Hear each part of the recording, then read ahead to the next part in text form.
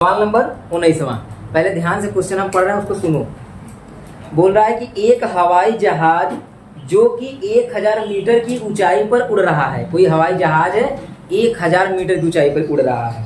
आगे क्वेश्चन बोल रहा है पर स्थित मनुष्य उत्तर की ओर एक शत्रु की पनडुब्बी को 30 डिग्री के अवनमन कोण पर तथा दक्षिण की ओर एक युद्ध पोत को 45 डिग्री के अवनमन कोण पर देखता है तो पनडुब्बी और युद्धपोत के बीच की दूरी बताना है। हमको पनडुब्बी और युद्धपोत के बीच की दूरी बताना है। एक देख रहा है उत्तर की तरफ और एक देख रहा है दक्षिण की तरफ। तो चलिए देखिए, सबसे पहले हम लोग बनाते हैं 1000 मीटर ऊंचाई पर उड़ने वाला हवाई जहाज जो उड़ रहा है। तो चलिए यहाँ पे बनाते हैं 1000 वाला हवाई जहाज। मान लो यहाँ पे कोई हवाई जहाज है जो उड़ रहा है और इस पर से एक आदमी उत्तर, देखो उत्तर और दक्षिण का मतलब ये है ना कि अगर हम उत्तर इधर मानेंगे तो दक्षिण उधर मानेंगे और उधर उत्तर मानेंगे तो दक्षिण इधर, मतलब उल्टा पुल्टा मानना है। उधर का इधर, इधर का उधर, एक पलट पलट।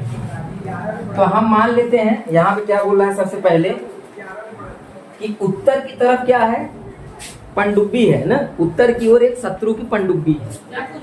तो यहाँ पे कोई मनुष्य है, मान लो हम इधर उत्तर मान लेते हैं या उधर ही उत्तर मान लो। चलो आ जाओ,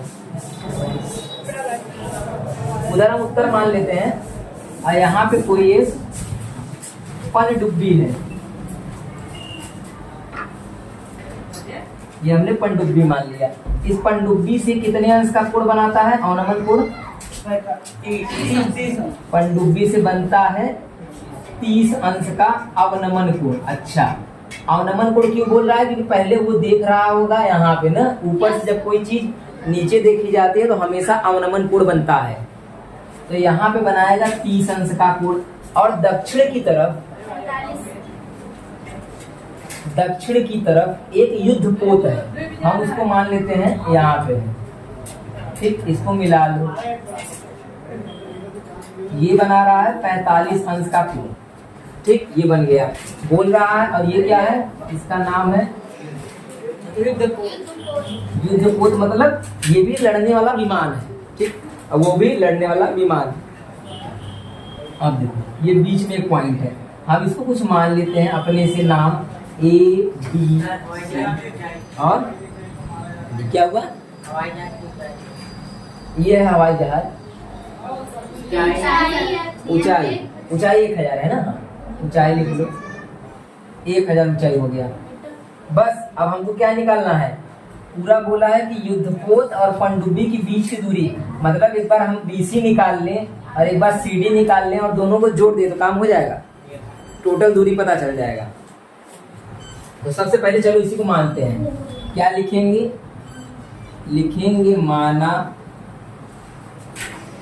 माना दूरी BC बराबर x मीटर ना, हमने BC की दूरी x मान लिया, x मीटर।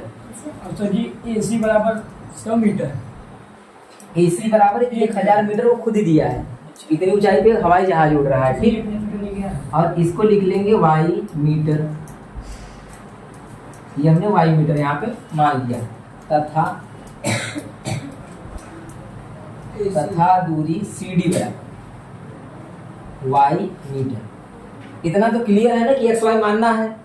अब सुनो, 2 बार तुमको सवाल हल करना है। एक बार करना है 45 डिग्री वाले पे, मतलब इस कोण को हम लोग एक बार हल करेंगे और एक बार उस साइड वाला, मतलब ये वाला। 2 बार हल करेंगे, बहुत आसानी से आंसर आ जाएगा। देखो एक बार सर AC में करेंगे, नहीं, एक बार ना ACB लेंगे, ठीक, और एक बार ACD लेंगे। ठीक है, तो देखो त्रिभुज ABC, पहले चाहे जिधर का तुम्हारा मन करे उधर का हल कर लो, हम यही हल कर ले रहे हैं। ABC में जब ABC में चलेंगे तो एक आधार है और एक लंब है, तो हमेशा tan थीटा ही लगेगा। ठीक है, tan थीटा बराबर लंब बटे आधार। थीटा का मान रख दीजिए, तो थीटा का मान कितना रखेंगे, 45। लंब क्या हो जाएगा, AC। आधार बताइए क्या होगा, BC। BC 45 डिग्री का मान 1, AC का मान 1000 है। और BC का मान कितना है? x है। इसका यहाँ गुणा कर देंगे तो x बराबर, बताइए पहला मान तो आपका ऐसे ही आ गया, कितनी आसानी से पहला मान आ गया। ठीक, अब दूसरा वाला निकालिए, लिखेंगे पुनः त्रिभुज। अब इस त्रिभुज का नाम क्या है? ACD। ACD में त्रिभुज ACD में tan थीटा बराबर लंब आधार, 30 अंश बराबर लंब का मान 1000 मत रखो, पहले मान नाम रखो ना AC, और आधार उसका क्या होगा? CD। ठीक है, CD। अब इसका मान होता है 1/, बराबर AC का मान 1000, CD का मान y। इसका इधर गुणा कर दो, इसका उधर गुणा कर दो, आओ यहाँ पे करते हैं। ठीक, तो लिखेंगे y बराबर, जब इसका यहाँ गुणा करेंगे 1000 करने में 3 हो जाएगा, तो y बराबर 1000। अब करने में 3 का मान सब लोग याद कर लीजिए, 1.732। ठीक, ये हो गया y बराबर। बताइए जब 1000 से गुणा करेंगे ये दशमलव अंतिम में चला जाएगा क्या? क्यों? क्योंकि 3 जीरो है, तो जब भी 3 जीरो वाले से मल्टीप्लाई होता है तो ये दशमलव जो होता है 3 अंक पीछे चला जाता है।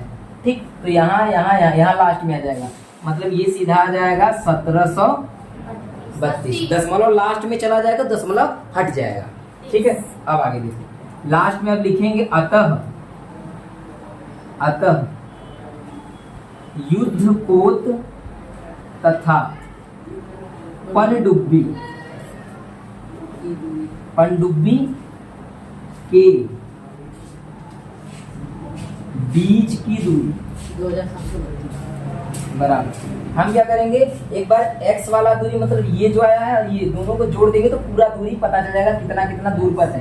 तो लिखेंगे x प्लस y बराबर x का मान 1000 और प्लस 1732 जोड़ देंगे तो आ जाएगा 2732 मीटर। यही इसका आंसर है। ठीक है, अगर किलोमीटर में पूछेगा तो 1000 से भाग दे देंगे 2.732 किलोमीटर, लेकिन मीटर में ही है। देखिए 20वां सवाल बोल रहा है कि मीनार के आधार से एक सरल रेखा में 4 मीटर और 9 मीटर की दूरी पर स्थित दो बिंदुओं से मीनार के शिखर के उन्नयन कोण पूरक कोण है। सिद्ध कीजिए कि मीनार की ऊंचाई 6 मीटर है। इसमें तुमको आंसर मतलब ना उत्तरमाला नहीं दिया, ये प्रूव करना है, सिद्ध करना है। देखो तो बोल रहा है ना कि एक मीनार है, ये हो गया मीनार। मीनार के आधार से, आधार मतलब नीचे से, एक सरल रेखा समझते हो, ऐसे सीधी रेखा में ना, एक 4 मीटर पे कोई बिंदु है, मान लो ये 4 मीटर पे है, और एक 9 मीटर पे कोई बिंदु है, 2 बिंदु है बोल रहा है सवाल में।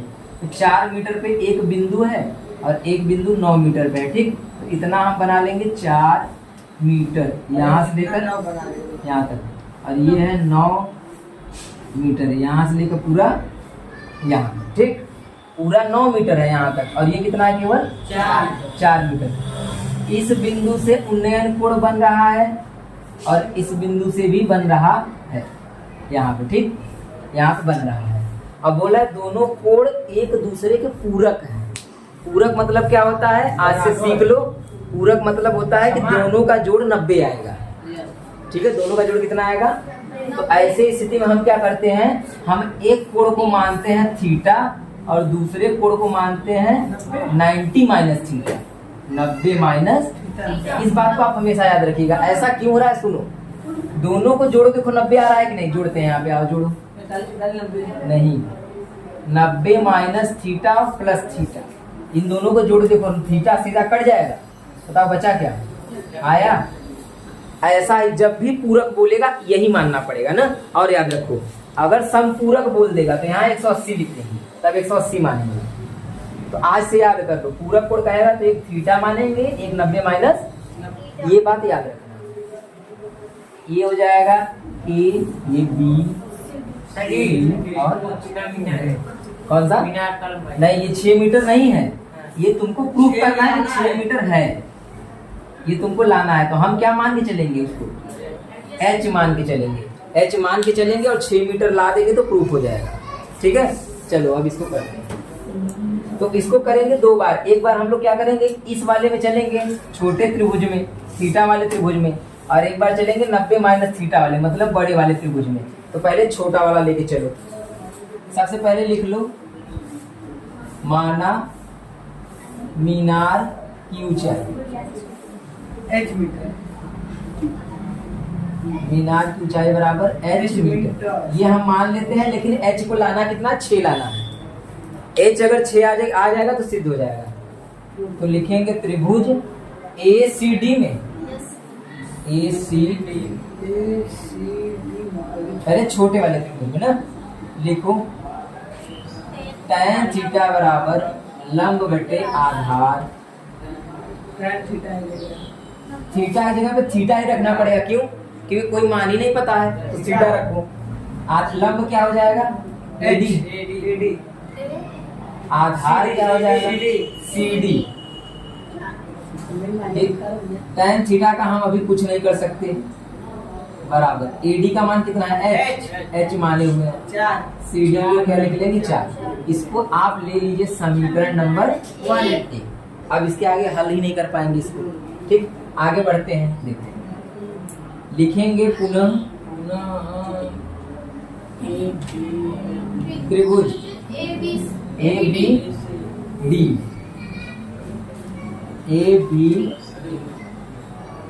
बड़े वाले में चलो, लिखेंगे tan, इसमें 90 माइनस थीटा लेंगे, 90 माइनस थीटा बराबर लंब बटे आधार। ठीक, आगे देखिए।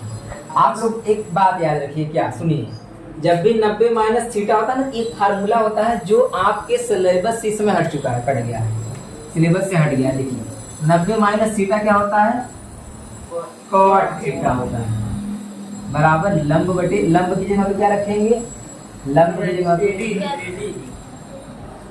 AD, आधार की जगह पे BD। ये हमने कैसे लिखा, सुनो यहाँ पे, चूंकि tan 90 माइनस थीटा बराबर कॉट थीटा, ये एक फार्मूला है जो आपका सिलेबस में जो मतलब था कट गया है, इसलिए इसको हमको अलग से बताना पड़ रहा है। ठीक, ये होता है। अब सुनो, कॉट को ऐसे ही रखो, इसको लिखेंगे H। अच्छा, BD को बताइए, पूरा BD हमको पता है क्या, 9, पूरा सीधा 9 पता है, तो यहाँ पे क्या रख देंगे, 9 रख देंगे। अब देखना, क्या हम इसको tan में बदल सकते हैं क्या, कॉट को tan में बदल सकते हैं? क्या होता है, 1/tan होता है, 1/tan होता है। तो इसको लिख लो 1/tan थीटा बराबर H बटे 9, इसका यहाँ गुणा, इसका यहाँ गुणा कर दो। ठीक है, तो यहाँ पे करते हैं हम लोग। अच्छा, इसको मिटा दिया, इसको मिटा दे रहे हैं, आपको अलग से लिख देंगे। ठीक है ना, इसको मिटा दे रहे हैं, यहाँ पे हम हल करवाएंगे। 9 का यहाँ गुणा करो, क्या आ जाएगा, 9 बराबर, इसका इधर गुणा करो, कितना आ जाएगा, H इंटू tan थीटा। कोई दिक्कत नहीं है ना, इसका गुणा यहाँ, इसका गुणा यहाँ। अच्छा बताओ, tan थीटा का मान हमको पता है क्या, यहाँ पे रख सकते हैं, रख दो। 90 बराबर H गुणा tan थीटा का मान कितना है, H बटे 4। 4 का गुणा यहाँ करेंगे, 4 9 36 हो जाएगा क्या। ठीक, या रुक जाओ, अभी एक स्टेप में और बाद में करते हैं हम लोग। H का H में करेंगे H स्क्वायर बटे 4 9 36 बराबर, स्क्वायर बन जाएगा करड़ी बराबर H। तो H बराबर मिल जाएगा आपको 6 मीटर। आ गया, मीटर में है इसलिए माइनस वाला नहीं लिया जाता, क्यों, करड़ी में से जब भी निकलता है तो एक प्लस में निकलता है, एक माइनस में निकलता है, पता है ना। तो माइनस क्यों नहीं लिया है, क्योंकि कभी भी लंबाई माइनस में नहीं होता, इसलिए माइनस वाला हमने छोड़ दिया है। तो सिद्ध हो गया, लिख देंगे सिद्ध हुआ, सिद्ध लिख देंगे। तो 21वां देखो, ये लास्ट सवाल है ना, खत्म हो जाएगा ना, कल के लिए क्यों छोड़े इसको। बोला है कि एक मीनार के पाद बिंदु से एक भवन के शिखर का उन्नयन कोण 30 अंश है। एक मीनार है और एक भवन है, घर है। तो देखिए एक हम बना लेते हैं मीनार, ये बन गया ना, अरे भवन। और एक हम बना लेते हैं घर, मान लीजिए भवन है, भवन, और यहाँ पे बना लेंगे मीनार। ठीक, बोल रहा है ये हमने बना लिया। आगे बोल क्या रहा है कि भवन के शिखर का उन्नयन कोण किसके पाद बिंदु से, मीनार के, मीनार के पाद बिंदु से भवन के शिखर का उन्नयन कोण, इसको मिला दो, कितने अंश का कोण बना रहा है, 60 अंश का कोण बन गया ये। ठीक, भवन के शिखर से और मीनार के पाद बिंदु से 60 अंश का कोण बना रहा है। और बोल रहा है नहीं जी 30 अंश है, कैसे 60 बोल रहे हैं तुम लोग, ठीक है 30 अंश है। आगे बोल रहा है और भवन के पाद बिंदु से मीनार के शिखर का उन्नयन कोण, इसके पाद बिंदु से मीनार के शिखर का उन्नयन कोण 60 डिग्री का है। देखो ऐसे बन गया, ऐसे बन गया, दो तरह से बना। ठीक, तो बोला यदि मीनार 50 मीटर ऊंची हो, मीनार की ऊंचाई दे दी है 50 मीटर ऊंचाई का ये मीनार है, तो क्या निकालना है हमको, भवन की ऊंचाई निकालनी है। हम लोग भवन की ऊंचाई को मान लेंगे h मीटर। ठीक, h मीटर हमें ये मान लेंगे, ये हमारा भवन हो गया। और इसको ABCD लिख दो, CDE CD नहीं, बस इतना इतने में काम हो गया। ठीक, अब हल करना शुरू करते हैं। सबसे पहले लिख लो माना भवन की ऊंचाई बराबर h मीटर है। ये हमने मान लिया भवन की ऊंचाई। अब इसको दो बार लगाओ, एक बार 30 अंश वाले में लगाओ और एक बार 60 अंश वाले में लगाओ, तो जो मन करे पहले लगा दो। ABC पहले कौन सा लगाएं, चलो पहले ये वाला लगाते हैं ABC में ना, ABC त्रिभुज त्रिभुज ABC में tan थीटा बराबर लंब बटे आधा। ठीक, थीटा का मान कितना रखना है, 30 अंश।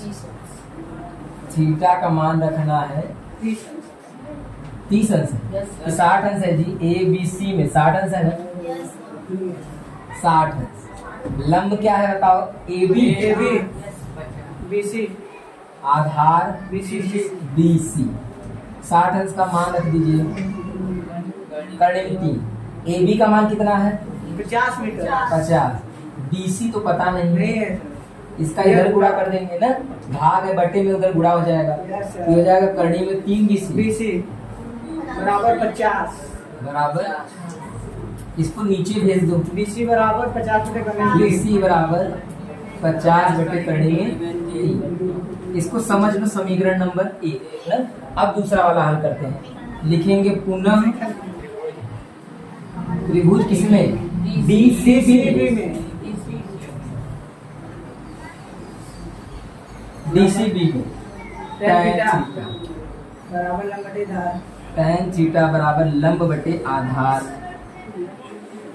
थीटा की जगह पे 30 अंश, लंब क्या होगा हमारा DC, आधार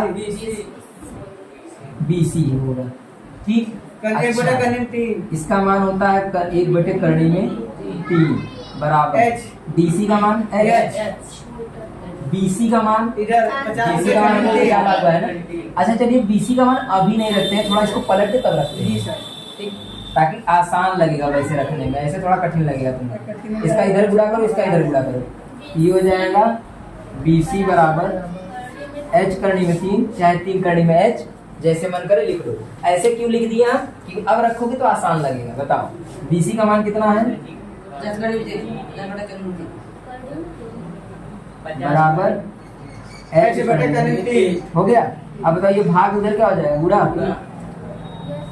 50 बराबर करनी में 3 का, जब करनी में 3 में गुणा हुआ तो एक 3 बाहर निकल जाएगा, ये केवल H 3H बच जाएगा क्या, ठीक, 3 कहाँ चला जाएगा बटे में, ये हो जाएगा 50 बराबर H, यानी H बराबर 50 बटे 3। हम चाहे इसको दशमलव में लिख लें और हम चाहे इसको सही बटे में लिख लें। सही बटे में कैसे, मिक्स में ना, तीन एक कम 3 बचा कितना 2, 2 दे दो इसको, हो जाएगा 20, 20 मतलब 3 6 का 18, कितना बचा 2, 2/3। ये मिक्स फ्रैक्शन में जल्दी होगी कैसे से जेब आप फिर से मीट। दिन आए ठीक। से